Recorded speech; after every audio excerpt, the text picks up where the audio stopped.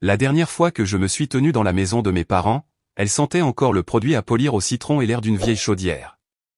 Maman avait l'habitude d'essuyer les plaintes chaque samedi, peu importe à quel point ses mains étaient devenues fragiles.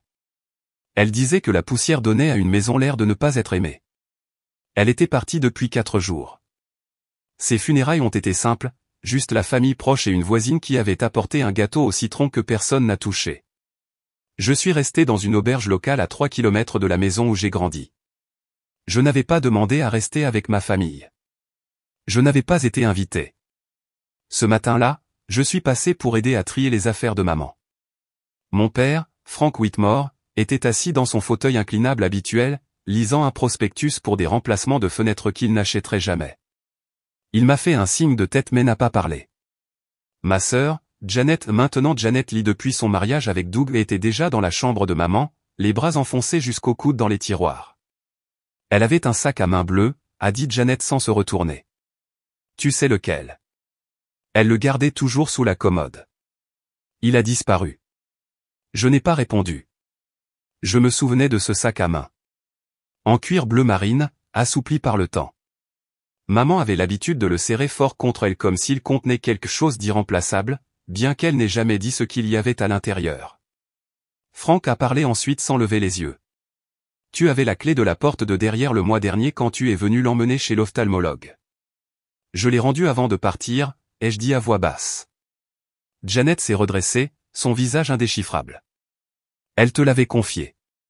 C'est bien, mais nous disons simplement que si tu es passé après que les pompes funèbres l'ont emmené et que quelque chose lui est arrivé, ce n'est pas un problème de le dire maintenant. J'ai regardé tour à tour mon père et elle. Il a refermé le dépliant. Je n'accuse personne, a-t-il dit, d'une voix plate. Mais elle gardait certains de ses bijoux dedans, des choses sentimentales. Elle n'en portait plus beaucoup vers la fin, mais elle a dit à ta sœur qu'elle les mettait de côté en lieu sûr. Quelque chose s'est tendu en moi. J'ai ouvert la bouche, puis je l'ai refermée. Janet a croisé les bras. Je veux dire, on est entre nous. Pas de police. Nous voulons juste le récupérer.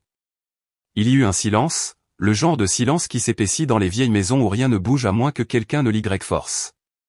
Je ne l'ai pas pris, ai-je dit.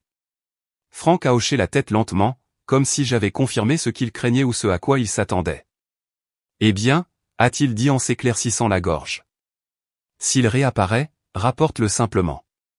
Et peut-être arrête de venir nous voir pendant un moment, a ajouté Janet, la voix plus tendue. Nous avons tous besoin d'espace. Je les ai regardés et 2 personnes qui partageaient mon sang mais pas mes doutes.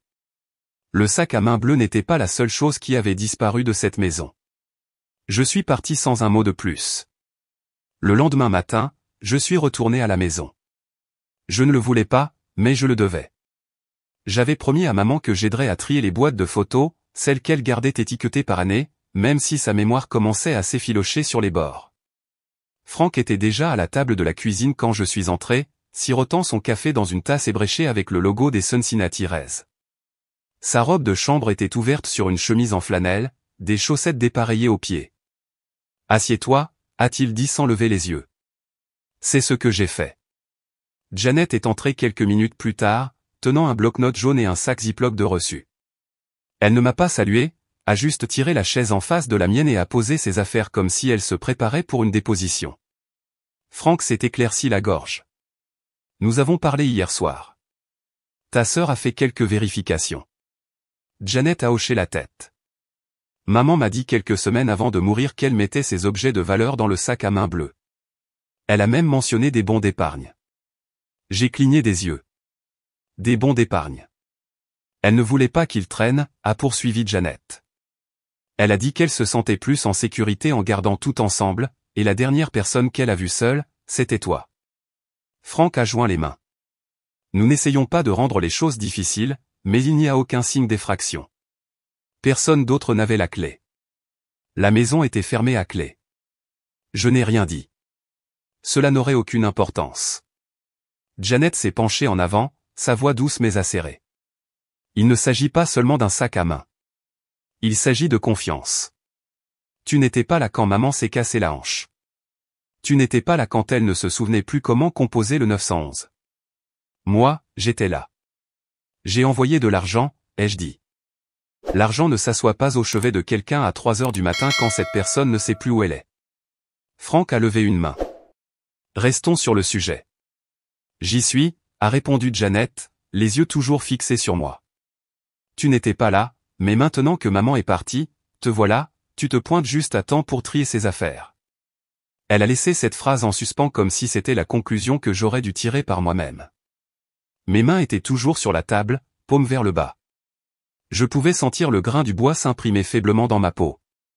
Je ne veux pas qu'elle soit arrêtée, a dit Janet en se tournant vers Franck. Mais si elle a le sac à main, nous méritons de le savoir. J'ai regardé mon père. Son regard a croisé le mien, mais il ne s'est pas adouci. Nous n'engageons aucune poursuite judiciaire, mais je suis d'accord. Rapporte-le si tu l'as pris. Et il vaut probablement mieux que tu partes ensuite. La sentence est tombée doucement et ni cruelle, ni bruyante, juste définitive. J'ai repoussé ma chaise et je me suis levé. Vous pensez que je l'ai volé? Tu es la seule qui y avait accès, a dit Janet. Que sommes-nous censés penser d'autre? J'ai ouvert la bouche, les refermé, puis j'ai hoché la tête. D'accord. Janet a cligné des yeux. Alors? Je ne l'ai pas, ai-je dit. Elle a froncé les sourcils. Alors pourquoi? J'ai dit que je ne l'ai pas, ai-je répété. Mais je comprends ce que vous avez décidé. Je me suis tourné vers le couloir, vers la porte d'entrée que je franchissais en courant après l'école. La voix de Janet m'a suivi. Nous ne voulons pas de drame, Sally. Nous voulons juste la vérité. Je me suis arrêté au porte-manteau. C'est ce que je veux aussi, ai-je dit. Je suis désolé que vous ne la reconnaissiez pas. Je n'ai pas pleuré sur le trajet de retour au motel. J'ai laissé la radio éteinte et mes yeux sur la route, comme si cela pouvait empêcher le reste de moi de s'effondrer. La chambre était froide. Le radiateur mural faisait plus de bruit que de chaleur. J'ai posé mon sac à main, enlevé mes chaussures et me suis assise sur le bord du lit. Pendant un moment, j'ai juste fixé le couvre-lit à fleurs. Il ressemblait à quelque chose que ma mère aurait choisi il y a 20 ans. J'ai ouvert ma valise, dézippé la poche intérieure et sorti une petite enveloppe matelassée. À l'intérieur se trouvait une clé USB et un reçu délavé de Best Buy. La date était d'il y a 7 semaines. En dessous, il y avait une note pliée de l'écriture de ma mère penchée, soignée, un peu tremblante vers la fin, au cas où j'oublierais encore où je mets les choses. Merci de m'aider à me sentir en sécurité, maman. Au début, elle n'avait pas voulu installer de caméra. Elle disait que c'était comme de l'espionnage. Mais le jour où je l'ai trouvée cherchant son alliance dans le congélateur, elle a changé d'avis. Je commence à égarer des choses, m'avait-elle dit cet après-midi-là. Ou peut-être que quelqu'un d'autre les déplace. Je ne sais plus, mais je veux savoir. J'en ai besoin. Alors, j'ai acheté une petite caméra d'intérieur, pas plus grosse qu'une salière. Je l'ai placée sur l'étagère supérieure de son vaisselier dans la chambre, orientée vers la coiffeuse et la commode. Elle se fondait parmi ses bibelots en porcelaine. Elle a souri quand je lui ai montré l'application. Juste au cas où, avait-elle dit. Maintenant, dans cette chambre de motel avec le radiateur qui bourdonnait doucement, j'ai branché la clé USB sur mon ordinateur portable et ouvert le dossier des enregistrements. Chaque fichier était horodaté. J'ai fait défiler jusqu'au jour après le décès de maman, le jour où Janet a dit qu'elle était passée juste pour s'asseoir une dernière fois dans la chambre de maman. J'ai cliqué. Elle était là, Janet, vêtue d'un pull gris, les cheveux relevés, se déplaçant rapidement comme si elle avait une liste en tête. Elle a ouvert les tiroirs, a ouvert le placard inférieur de la commode, a fait une pause. Puis elle a soulevé le sac à main bleu. Elle n'a pas hésité, l'a simplement dézippé, a jeté un coup d'œil à l'intérieur et l'a glissé dans le grand sac fourre-tout qu'elle portait à l'épaule. Quelques secondes plus tard, Franck est apparu dans l'embrasure de la porte. Il s'est arrêté, a regardé Janet, a regardé le sac. Il n'a rien dit, n'a pas avancé, a juste regardé une seconde, puis s'en est allé. J'ai regardé le clip 2 fois. Et puis je suis resté assise là, l'ordinateur portable chaud sur mes jambes, la note de ma mère toujours posée à côté de moi. Il ne m'avait pas seulement accusé. Il savait exactement qui l'avait pris. Le lendemain, je n'ai pas frappé. La porte d'entrée a grincé comme elle l'avait toujours fait. L'odeur de café infusé et de vieilles moquettes m'a frappé comme un souvenir d'enfance que je n'avais jamais demandé. Franck était de nouveau dans son fauteuil inclinable, une tasse différente à la main. Sur celle-ci, il était écrit « Papy numéro 1 », bien qu'il n'ait jamais utilisé ce titre à voix haute. Janet se tenait près de la table de la salle à manger, triant des enveloppes en pile. Elle a levé les yeux. Son regard s'est durci, mais elle n'a pas parlé. Je suis entré tranquillement, tenant l'ordinateur portable sous un bras, un cordon noir sortant de ma poche comme une fine laisse. Franck a baissé sa tasse. Tu es de retour. Je ne resterai pas longtemps, ai-je dit. J'ai posé l'ordinateur portable sur la table de la salle à manger, la même où nous avions l'habitude de sculpter des citrouilles quand nous étions enfants, la même où maman avait un jour brûlé un trou dans la nappe avec une bougie mais avait fait semblant qu'il avait toujours été là. Janet a croisé les bras. Tu es venu pour te confesser? J'ai ouvert l'ordinateur portable. L'écran s'est allumé. Non, ai-je dit. Je suis venu vous montrer quelque chose. J'ai cliqué sur le fichier, agrandi la vidéo et reculé. Sans introduction, sans narration. La voix de Janet s'est brisée la première. Qu'est-ce que c'est que ça? Franck s'est penché en avant.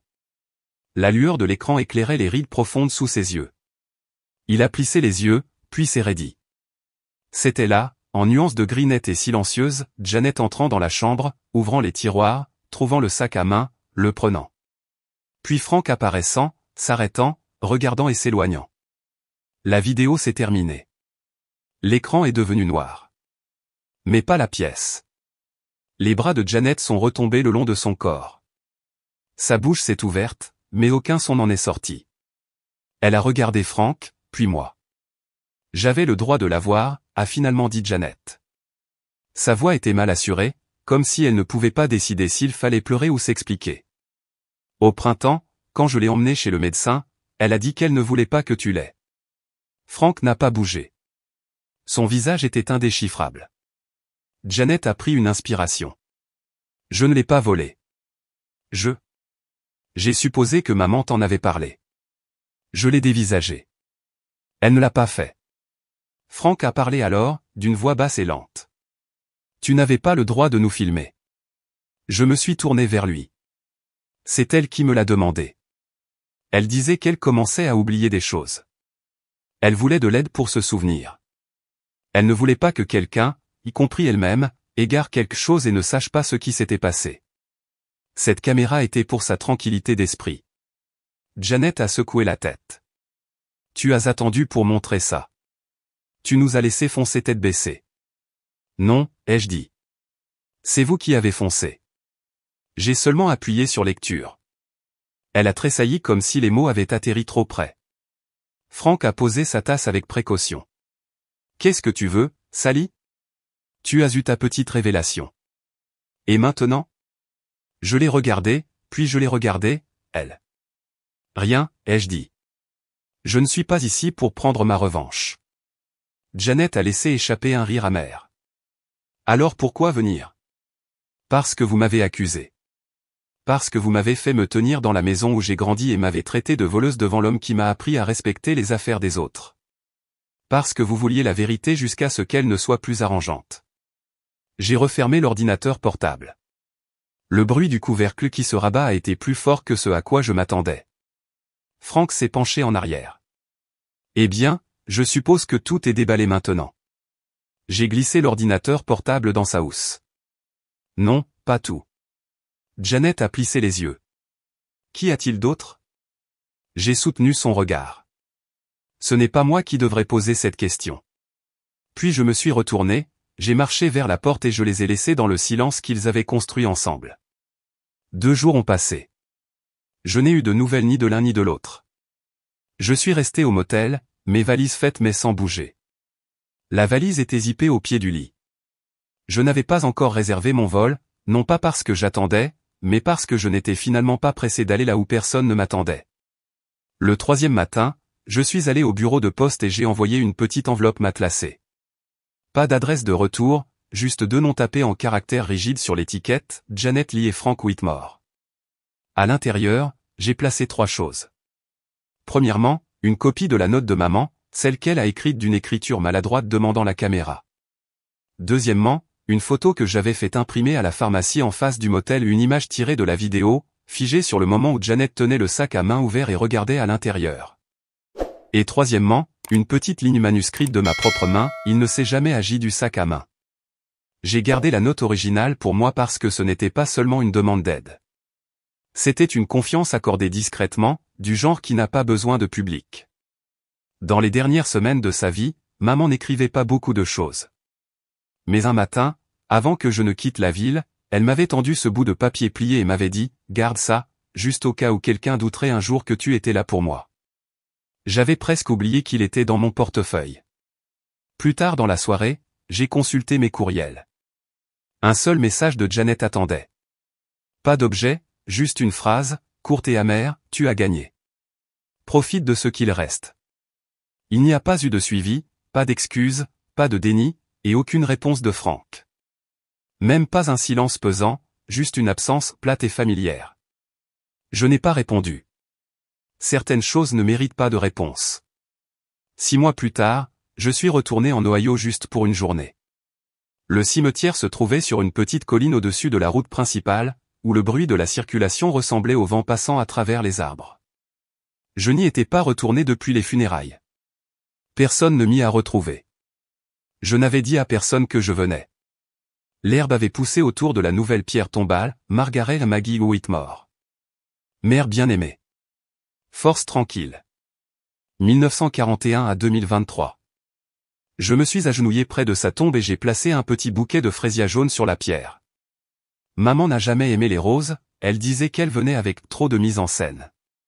De la poche de mon manteau, j'ai sorti la clé USB. Je l'avais enveloppée dans un tissu doux, comme elle le faisait pour les décorations de Noël qui avaient une signification. Je l'ai posée délicatement à la base de la pierre tombale.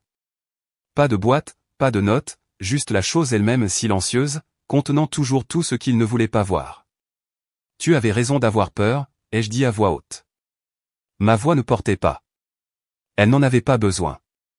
Quelques rangées plus loin, la parcelle à côté de la sienne était déjà marquée, réservée, Frank Whitmore. L'espace était là, gravé dans la pierre, attendant quelqu'un qui n'avait jamais regardé en arrière une seule fois. Je suis resté debout un moment, non pas dans le deuil, mais dans la gravité. Il n'y avait rien à pardonner et personne à qui le demander. Quand je me suis retourné pour partir, le soleil commençait tout juste à se coucher derrière la rangée de pins au bord du cimetière. Je ne me suis pas arrêté à la maison. Je n'en avais pas besoin. De retour chez moi en Arizona, j'ai ouvert l'ordinateur portable une dernière fois. Pas par colère, ni même par tristesse, juste une sorte de douleur inachevée qui avait besoin d'être refermée, comme un tiroir laissé ouvert trop longtemps. Le dossier était toujours là. J'ai cliqué sur les enregistrements jusqu'à ce que je trouve un clip que je n'avais pas regardé auparavant, daté de 3 jours avant la mort de maman. La caméra l'avait surprise à sa coiffeuse. Lumière du matin par la fenêtre. Elle se brossait les cheveux, lentement, rythmiquement, comme si le mouvement lui-même l'aidait à se souvenir de qui elle était. Elle ne savait pas que la caméra enregistrait l'audio ce jour-là. Mais alors elle a regardé dans sa direction, pas directement vers elle, mais assez près. Et doucement, comme si elle parlait à quelqu'un d'invisible, elle a dit « Sally, j'espère que cette caméra te fait te sentir mieux, toi aussi. Je suis désolé que ta sœur te fasse te sentir petite. Tu as toujours été celle qui me voyait. » Elle a continué à se brosser les cheveux comme si de rien n'était. Je suis resté immobile pendant un long moment. Puis j'ai refermé l'ordinateur portable, avec précaution cette fois. Je n'ai pas appuyé sur lecture pour prouver que j'avais raison. J'ai appuyé pour survivre. Parfois, ce n'est pas l'accusation qui blesse le plus. C'est de réaliser avec quelle rapidité les gens qui vous ont élevé peuvent y croire. Ils ne demandent pas ce qui s'est passé. Ils ne se souviennent pas de ce que vous avez fait. Ils vous regardent simplement comme une étrangère qui est entrée trop silencieusement. Et même quand la vérité se présente indéniable, horodatée, silencieuse comme une vidéo, ils ne s'excusent toujours pas. Ils détournent simplement le regard. Non pas parce qu'ils ne savaient pas, mais parce qu'au fond, ils savaient. Peut-être que c'est à ça que ressemble la survie pour certains d'entre nous. Pas la justice, pas les retrouvailles. Juste le fait de voir enfin les choses clairement et de choisir de ne pas rester dans la pièce quand le silence s'installe. Je ne sais pas si vous avez déjà été traité de voleur dans votre propre maison. Je ne sais pas si vous avez déjà tenu une lettre qui prouvait que quelqu'un vous avait un jour fait plus confiance qu'il ne pouvait le dire à voix haute.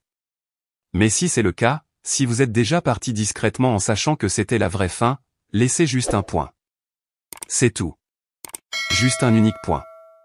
Je saurai ce que cela signifie.